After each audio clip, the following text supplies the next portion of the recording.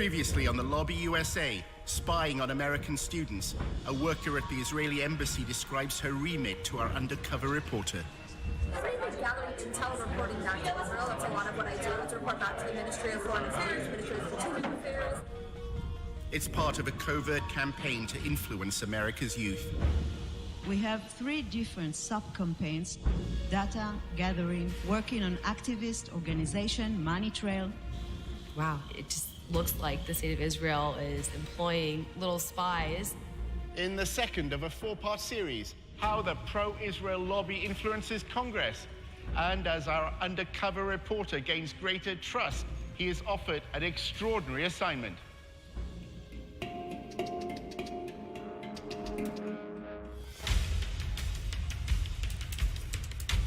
Using an undercover reporter, Al Jazeera's investigative unit infiltrates one of the most powerful lobbies in the world. Getting $38 billion in security aid to Israel matters, which is what AIPAC is doing. We examine how the lobby, led by AIPAC, the American Israel Public Affairs Committee, has secured unwavering support in Congress. Congressmen don't do anything unless you pressure them. And the only way to do that is with money. What the lobby is all about is to make sure that Israel gets special treatment from the United States forever. But after occupying Palestinian lands for half a century, the pro-Israel lobby is facing a new challenge.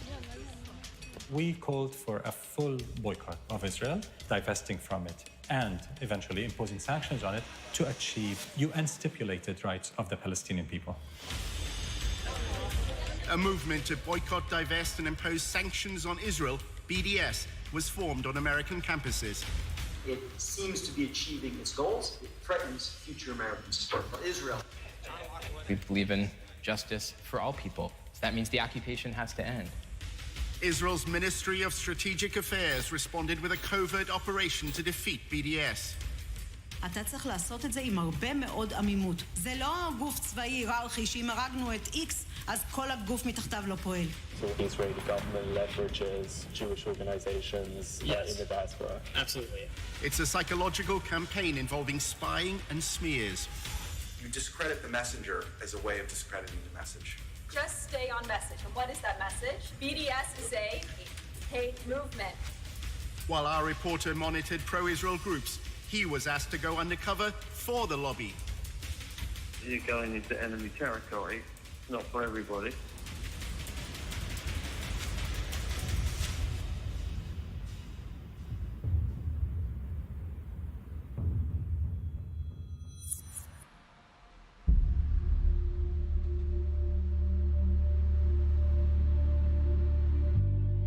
In Washington, Tony often socialized with younger members of the pro-Israel lobby.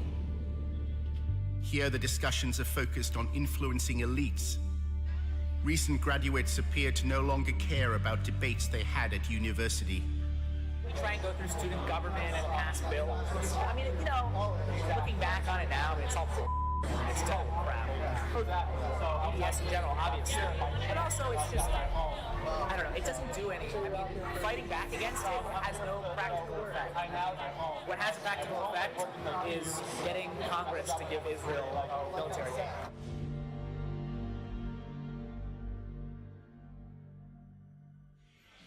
At the end of the day, it doesn't matter what happens at the University of X. What matters is what happens here. What matters is what happens in the capitals of the state, the capitals of other countries. The pro-Israel lobby is keen to co-opt elites beyond America. At a party organized by AIPAC, Tony met an intern at a public relations firm whose clients include the United Arab Emirates. The lobby apparently has allies in the Arab world. The American Jewish Committee is running a study tour to, it's either Dubai or Abu Dhabi, and they're talking about mutual cooperation.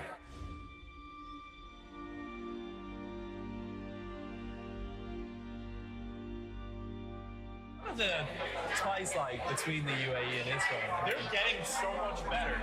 Nobody knows. The governments have to coordinate on security. It's all under the table. They're on trade, security, tech, medicine. There's a lot of cooperation. Basically, where I see it's GCC has all this under-the-table cooperation with Israel, and it's getting to the point where it's getting to the surface. Does the UAE have a stake in BDS?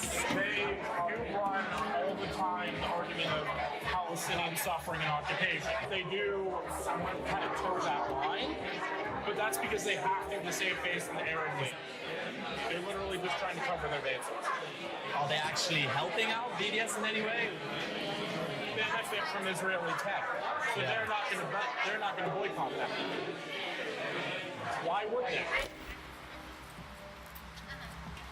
Tony's boss at the Israel Project used to work at AIPAC, where debate about Israel's actions or Palestinian rights were rarely prominent. Does the war of ideas matter?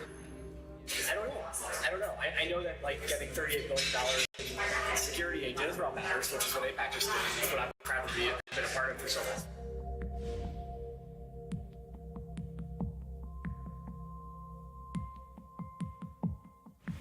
My job was basically to convince students that participating in the war of ideas on campus is actually a distraction.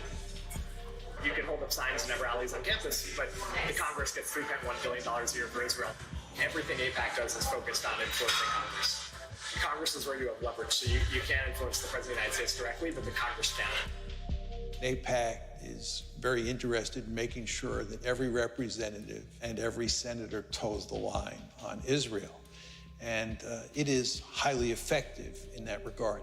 That's why it's considered to be synonymous in many people's heads with the lobby. AIPAC's website shows members of Congress attending its conferences and declaring their support for Israel. And on behalf of Congress, thank you for sending a clear and unequivocal message to the world that the United States stands with Israel now, tomorrow, and always. I reject the BDS movement, whether it be on campuses in France and London or right here in the United States of America.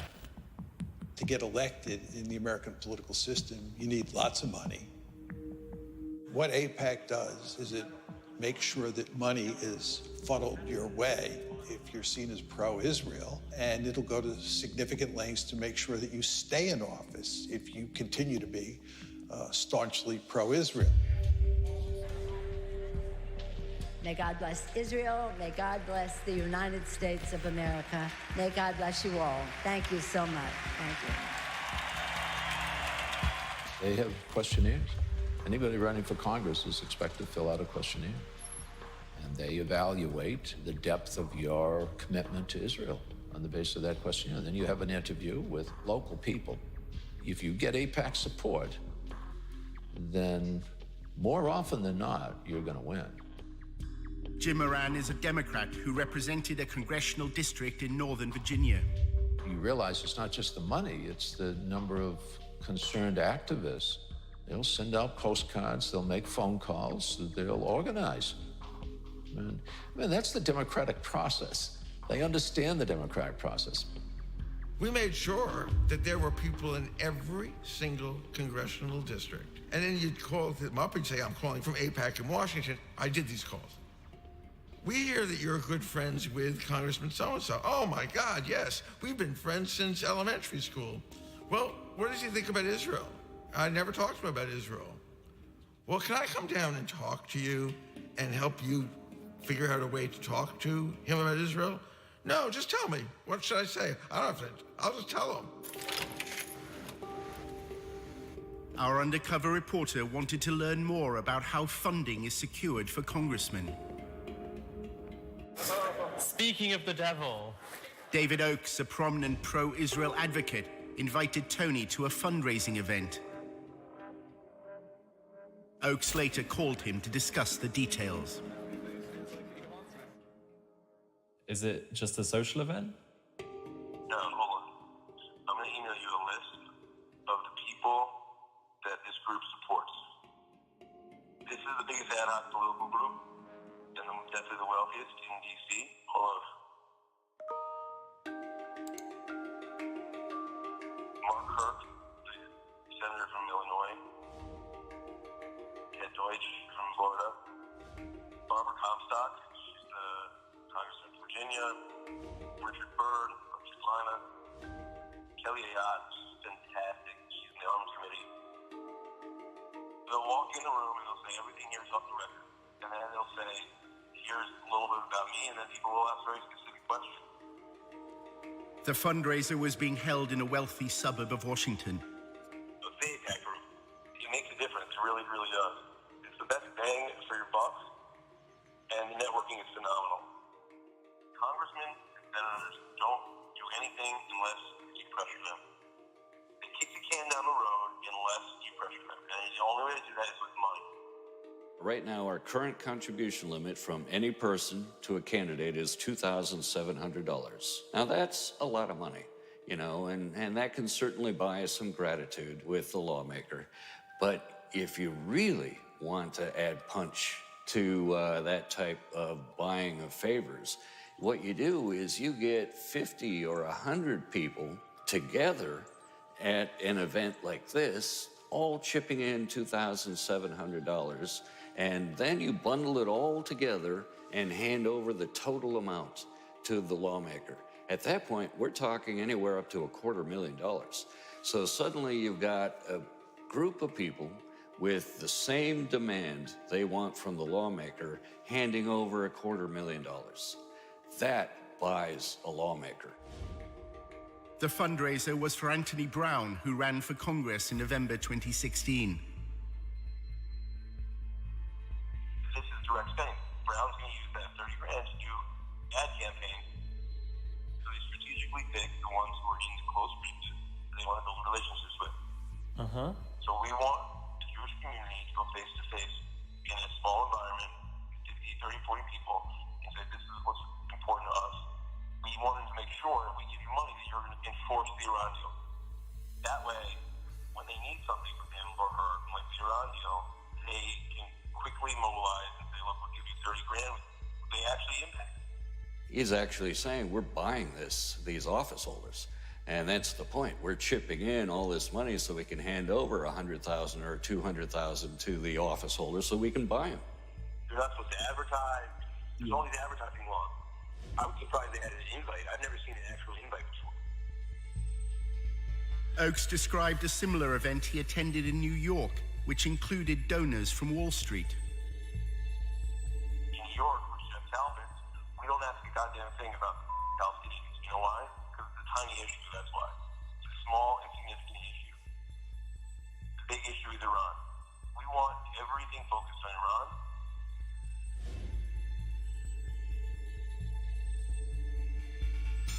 What happens is Jeff meets the congressman in the back room, tells them exactly what his goals are. And by the way, Jeff Calvin is worth $250 million. Basically, they hand him an envelope with 20 credit cards and say, you could swipe each of these credit cards for $1,000 each. There is a disclosure law that is designed to highlight whether there may be potential money laundering going on in events like this. And that is if the funds are earmarked. And that means the organization has to disclose who showed up at that event and how much each individual chipped in and what they handed over to the lawmaker. What's the name of the group that puts this on? It doesn't have a name. There's no name. It's an ad hoc political group. For all the legal reasons, people pool their money. What this specific group is doing to try to avoid that disclosure requirement, it isn't taking money and then putting it in its own account and then handing it over to the office holder. It's just collecting credit card information and then turning that over directly to the candidate. Therefore, it's not violating the earmarking law, and they're not reporting this. All we would see on the campaign finance reports are the individuals who contributed, but there'd be no record on those campaign finance reports that they worked together as a bundling group, that they were all at this event. All we'd know is person A gave $2,700, person B gave $2,700, and we'd have no idea they're working in tandem with each other. The one in New York is 10 grand over 2 cycles. It's a minimum commitment. Some people give a lot more than that. Whatever your commitment is. So like if you give 5,000, Jeff will ensure that I don't go over the 2,600. You know what I'm saying? If one is at a meeting where person A wants to give $5,000, another person has only $100 to give, and that person gave $2,500 to the other person at that meeting as a gift. And they both, therefore, gave a total of $5,100. Would that be illegal? That would be illegal. That would be laundering of campaign contributions. The limit applies to the individual. And so each individual is subject to that $2,700 limit. And if any individual goes over that limit, they are violating the contribution limit. They cannot legally do that by laundering money through other individuals. If you give $5,000, Jeff will ensure that I don't go over the $2,600. You know what I'm saying?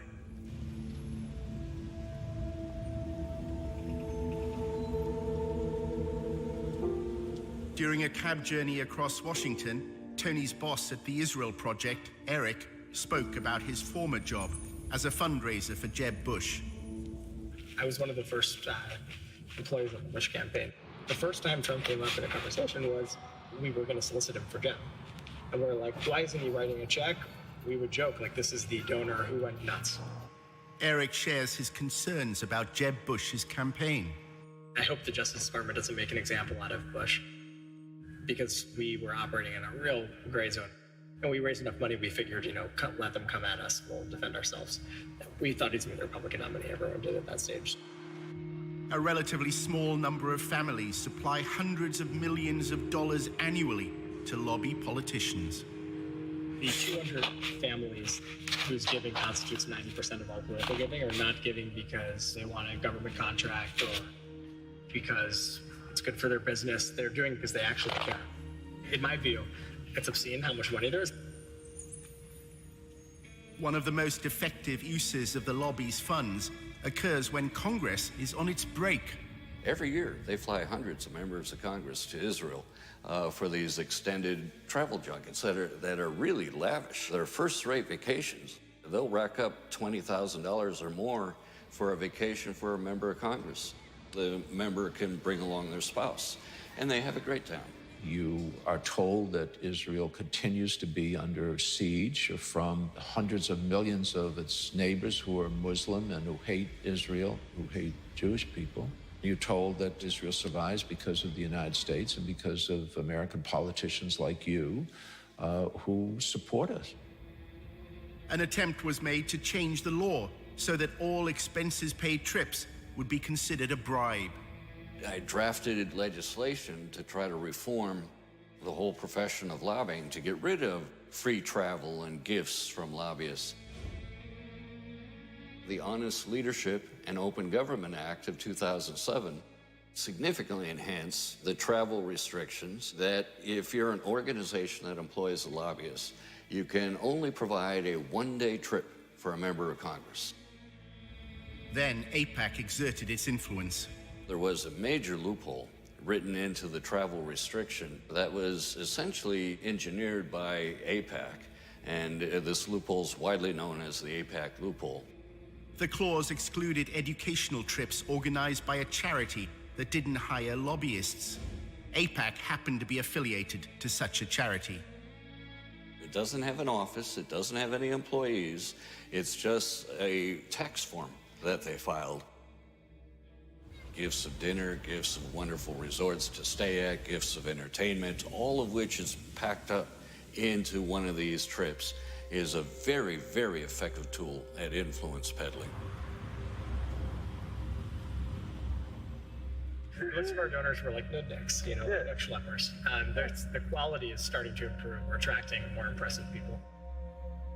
Until recently, the people we're attracting, is the guy who's wealthy, gives away $25,000 a year, $10,000 is to us, and this is his hobby and full-time job, and he won't shut the up or stop calling.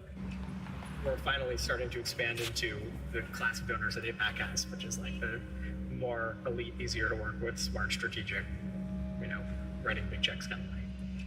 It takes just as much time to get a $10,000 check from someone as it does getting $500,000.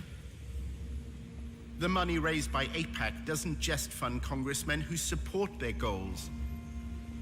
If you wander off the reservation and you become critical of Israel, you not only will not get money, AIPAC will go to great lengths to find somebody to run against you and support that person very generously. And the end result is you're likely to lose your seat in Congress.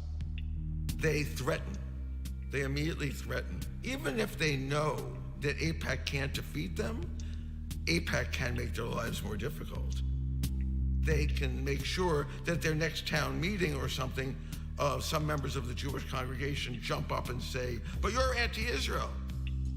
In 2002, AIPAC was lobbying Moran to vote for the invasion of Iraq. The executive director of AIPAC said that his most important accomplishment was securing the authorization for the use of U.S. military force in Iraq.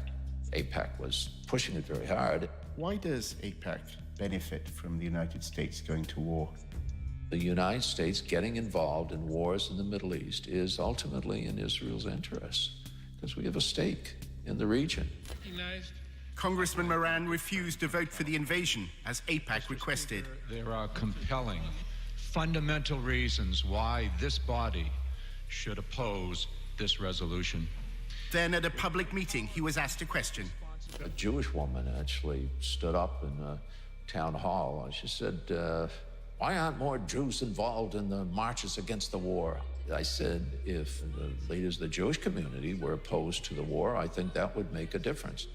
The lobby reacted, claiming this was evidence of Moran's belief in a Jewish conspiracy that was leading America to war.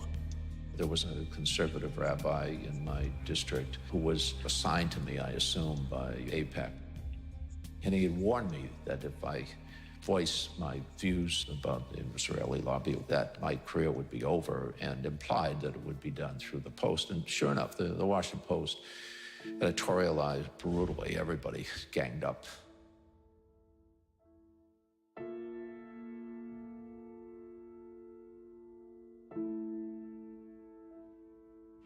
So what are the main outlets that TIP work with? Washington Post is the biggest one. Okay. Isn't that like just down there or something? Yeah, it's actually that building. Moran claims the Washington Post's editorial board has a close relationship with AIPAC. The principal editorial board of the Post itself has been a very effective instrument because they've been able to maintain their credibility, and it's a great paper in every other way, but because they have such credibility, they're extremely effective. Everyone knew he wasn't anti-Semitic. Anti-Semitism has come to mean anti-Israel. The AIPAC crowd doesn't really care very much about whether or not a person likes Jews or wants one to move next door. All they care about is what their position is on Israel. Both of my daughters married Jewish men. My grandchildren are Jewish. Anybody that considers me anti-Semite is ignorant.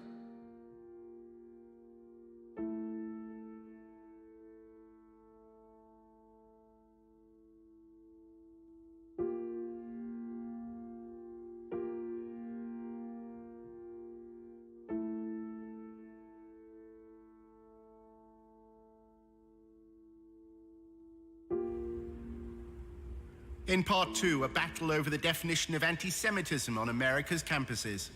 There are those who claim, oh yeah, we're trying to stop anti-Semitism, but what they're actually trying to do is stop advocacy for Palestinian human rights.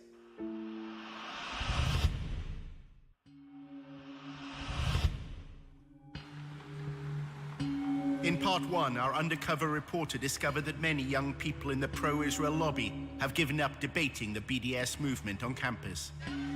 We try and go through student government and pass bills. I mean, looking back on it now, it's all it's total crap. Fighting back against it has no practical effect. What has a practical effect is getting Congress to give Israel military aid. Tony was attending a party run by an advocacy group that he'd joined. A journalist then approached him with an extraordinary proposition. He wanted Tony to work undercover for the lobby at a meeting of BDS activists. For the Algeminer, so we're trying to recruit someone to go undercover just to go there and just see what's going on. And I think the person would get paid for it too.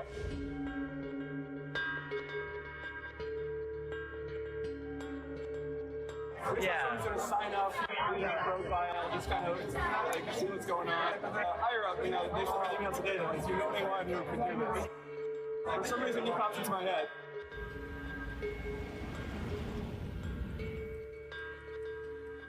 A few days later, a journalist from the Allgemeine contacted Tony. It was the undercover. It has to be kept pretty quiet. We would like to have some recording device on your person.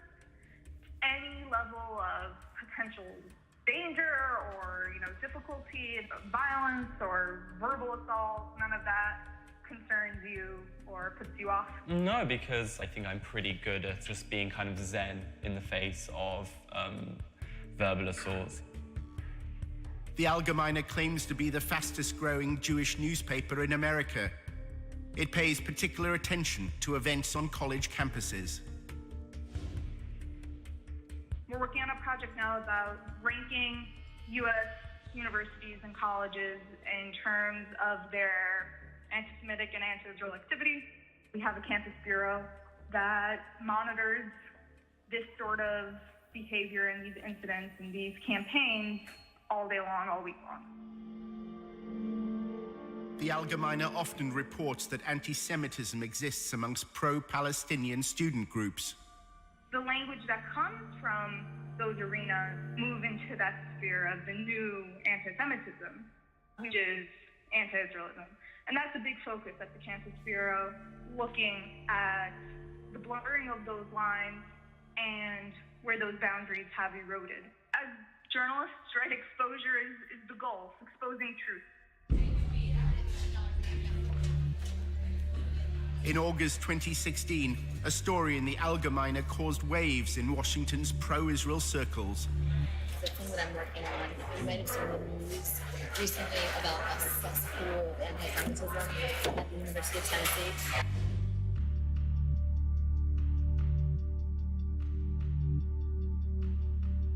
So the expose was on these anti-Semitic tweets. They uncovered 14 current students, 5 recent graduates at the University of Tennessee that had tweeted all of these horribly anti-Semitic things. The evidence was released by an anonymous group within the pro-Israel lobby. They're called Canary Mission. Nobody really knows who they are. Yeah. They expose anti-Semitism, anti-Israelism, and anti-Americanism in the U.S., like on college campuses. They study it and then release these expose reports, but they're secret. They don't reveal who they are. The University of Tennessee is based in Knoxville, a quiet city in the east of the state. Tennessee is conservative and religious. The Christian church has political influence here. 6 out of 10 voters opted for Donald Trump. At the university, students and professors, including opponents of BDS, were taken aback by the headlines. It said that there was rampant anti-Semitism at the University of Tennessee. This was quite a shock. It was very surreal and strange. I didn't see anything happening on the ground. It all seemed to be internet-based.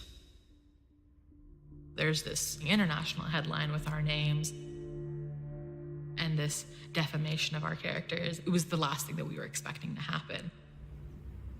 I was surprised that they were targeting the University of Tennessee. I mean, there's just not a whole lot going on in Knoxville. It just seems such a benign target.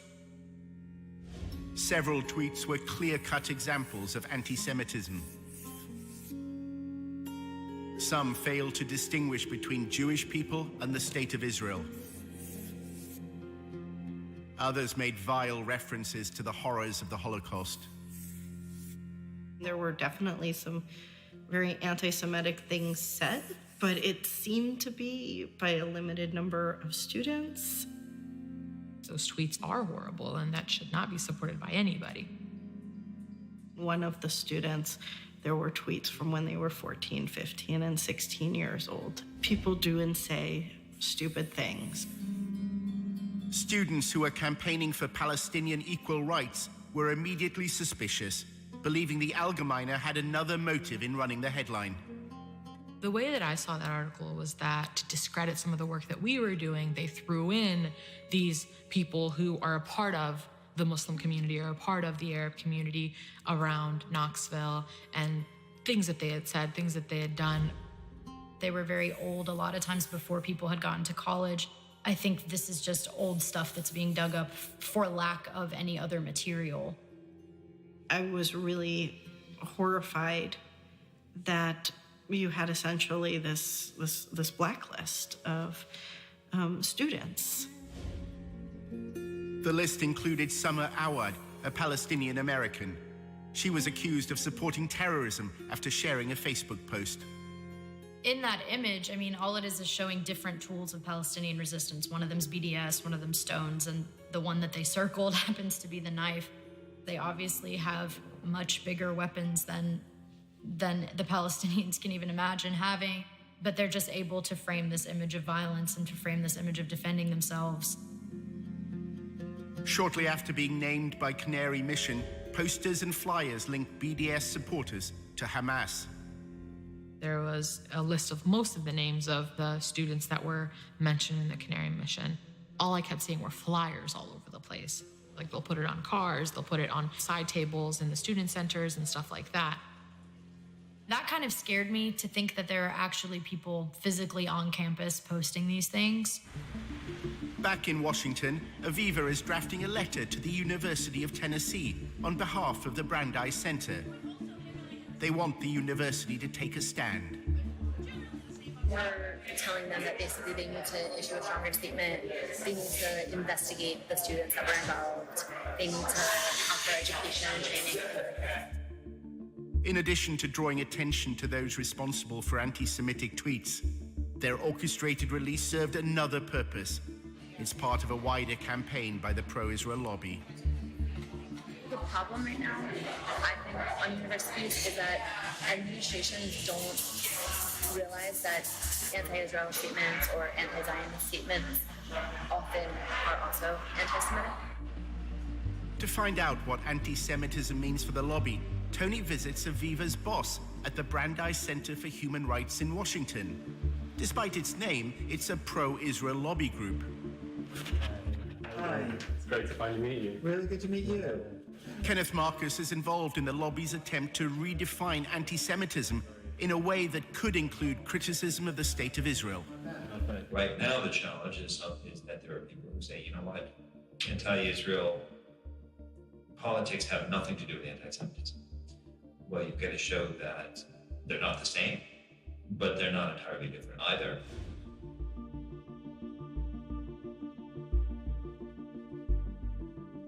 The goal is to have the federal government to establish a definition of anti-Semitism that is parallel to the State Department definition. The US State Department defines anti-Semitism using a three-point test known as the 3 Ds. It includes statements that demonize Israel, those that apply double standards, or those that delegitimize the state. There have been attempts by some to try to define anti-Semitism in such a way that conflates actual anti-Semitism with completely legitimate criticism of Israel or Israeli government policies. They are overly broad and vague to the point where any kind of criticism of Israel or of Israeli government policies can be labeled as anti-Semitic. One of the major tactics that the lobby uses to defend Israel, and it's done this for a long period of time, but it's using it more and more these days, is to identify people who criticize Israel as an anti-Semite. The letter that Aviva was sending called for the University of Tennessee, Knoxville to address a long-standing problem of anti-Semitism on campus. The Brandeis Center is urging American universities to adopt a definition of anti-Semitism that could include criticism of Israel.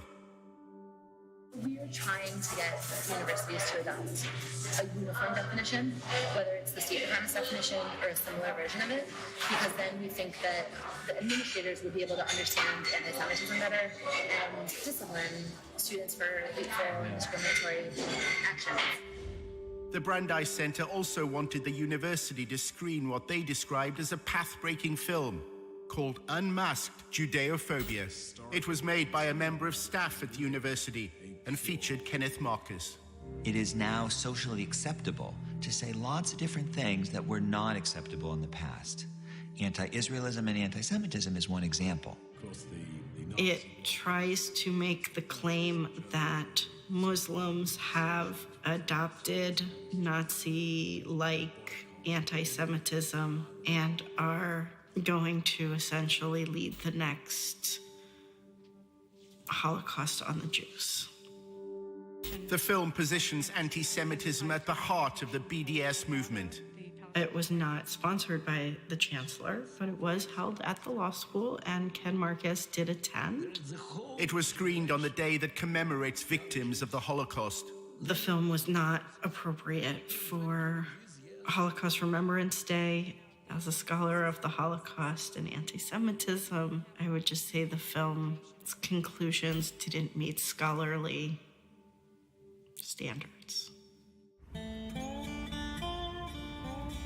Exactly why Washington's pro-Israel lobby is concerned by events in Tennessee is at first hard to understand, until one considers the growth of evangelical Christianity in the southern states.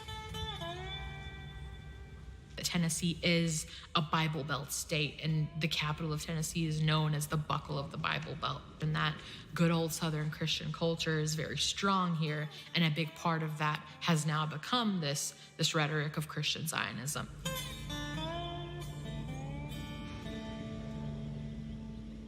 Satan hates Israel and the Jews because Israel's restoration initiated the last days of Bible prophecy. Christian Zionists believe that for the end of times to come, for Christ to return, it's necessary for Israel to control all of what was historically considered to be Israeli territory. Based on prophecy, Jesus Christ could never have returned for the church to resurrect the dead in Christ until Jerusalem was first in the hands of Israel and the capital of Israel. Christian Zionists and Christian organizations that lobby on behalf of the Israeli government, a lot of them have a theology which I think is in many ways anti-Semitic. The Jews have to leave the West. It says in your Bible, God will bring them back to Israel from the West. It instrumentalizes Jews in such a way that their goal is that all Jews around the world will leave where they live and move to Israel, because in their theology, that is what will lead to the coming of the Messiah again, and then all the Jews will convert or will all be killed. Leaders of the Christian Zionist lobby threw their weight behind the Trump election campaign. I have been asked 101 times plus, why do you think Donald Trump won? And I have an immediate answer: because he was the only one that was blessing Israel. The evangelicals flooded the voting booths this time like at no time in our history.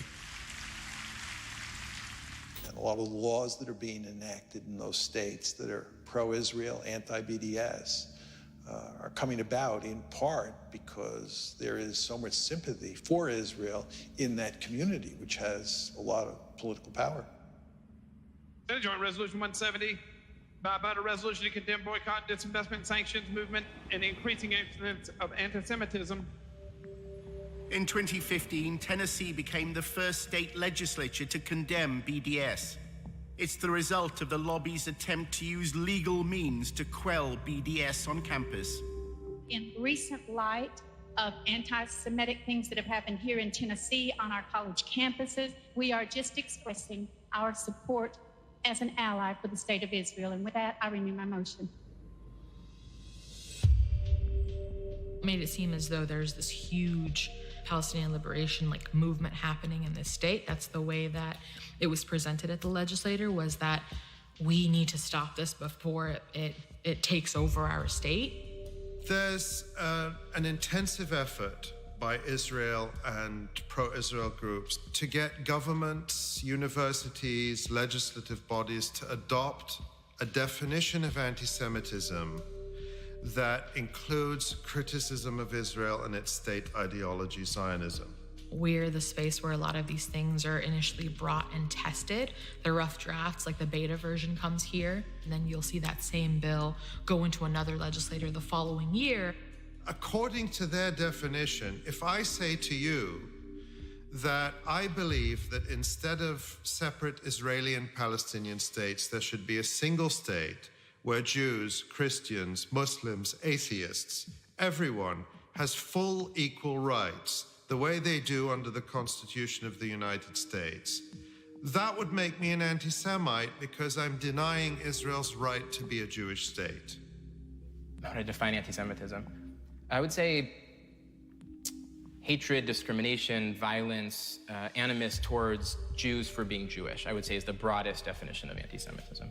They have created this perverse definition of anti-Semitism where calling for everyone in Palestine, Israel to have equal rights is somehow an attack on Jews. And they're trying to get this pushed into official definitions. And this has been a key goal of people like Kenneth Marcus and the Brandeis Center, so that they can then go after people who are advocating for equality and bring them up on charges that they're actually anti-Semitic bigots. You have to show that they're racist hate groups and that they are using intimidation to get funded and to consistently portray them that way. 6 months after the Allgemeine ran its report, an anti-Semitism awareness bill was brought before Tennessee's State Assembly. The bill incorporates the 3Ds definition, which can include criticism of Israel. Kenneth Marcus gave evidence. When I had read a newspaper article in a major national Jewish newspaper indicating some issues, we independently verified several different issues going on with blogging, I think it was Facebook entries, Nazi-type references to Jews, and the need to kill Jews. They may have dealt with that, but it seems to me it's an indication that the problem is here. In order to create enough sort of political momentum and hysteria to get these bills through, you need to show that anti-Semitism is rife on campuses. You see groups like the Brandeis Center jumping on headlines which are very dramatic and very scary. Incidents like the one that they claimed happened at the University of Tennessee are certainly helpful in a political sense if you're trying to push legislation like that through. A right to exist. Aviva Vogelstein also traveled to Tennessee. If a student on a campus says, from the river to the sea, Palestine will be free, meaning that from the Jordan River to the Mediterranean Sea, there will be no state of Israel, that would be considered anti-Semitic.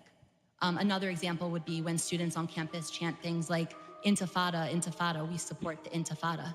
That's calling for, an Intifada is calling for violence against innocent Israeli civilians. And that is an incitement to violence. And it's calling for demonization and delegitimization of Israel. 7 months earlier, when Aviva was writing the letter to the University of Tennessee, she was talking to a leader of the Jewish community in Knoxville. It seems that she told Aviva that the University of Tennessee doesn't have a long-standing problem of anti-Semitism. She's like, I've been on campus for 10 years and there have been no actual incidents of anti-Semitism. These tweets are obviously disgusting and need to be addressed. It's very misleading that they're calling this a cesspool of anti-Semitism. Jewish students at the University of Tennessee repeated this sentiment before the state legislature. When people say things like we're experiencing anti-Semitism, it hits us pretty hard.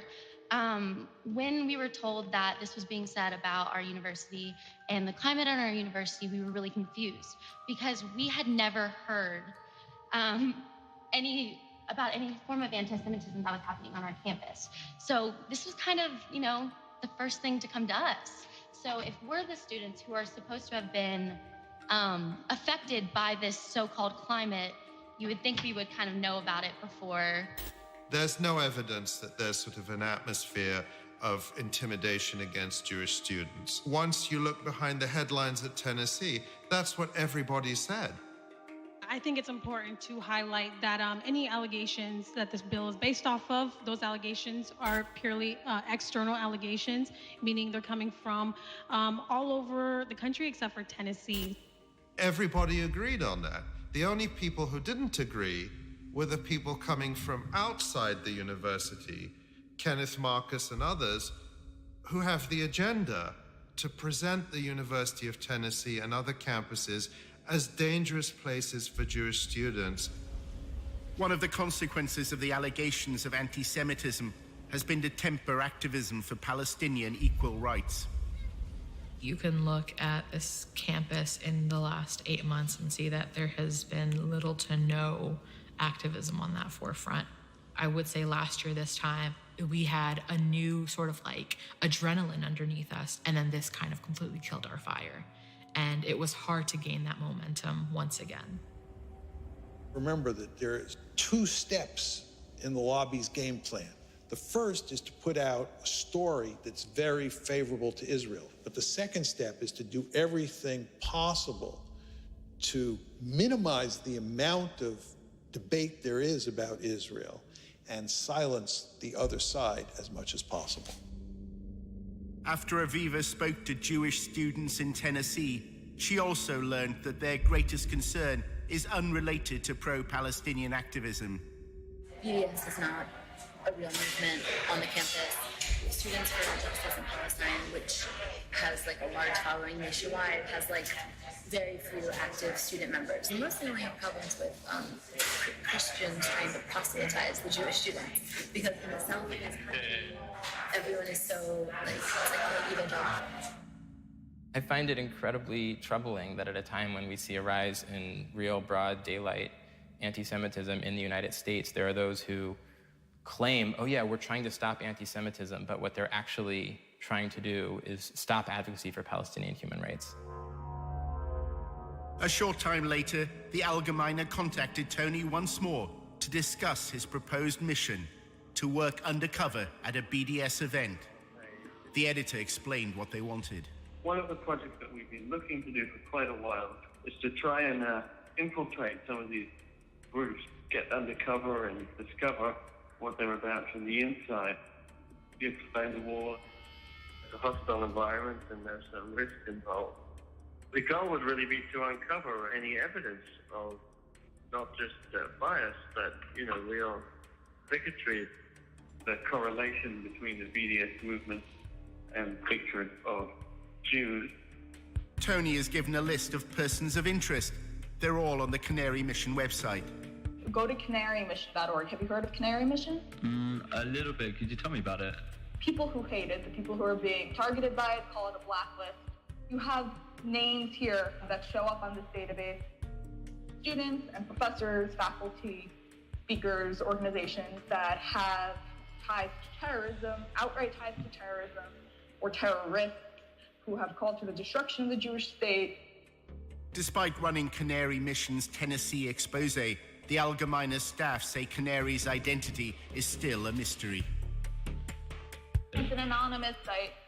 Nobody has any idea who's actually running this thing, and people have tried and looked into it.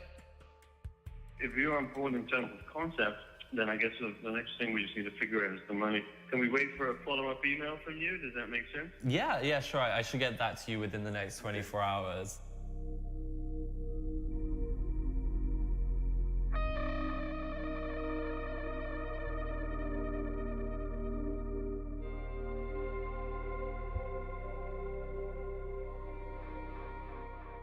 Coming up in episode 3 of The Lobby, how anonymous websites smear pro-Palestinian activists on campus.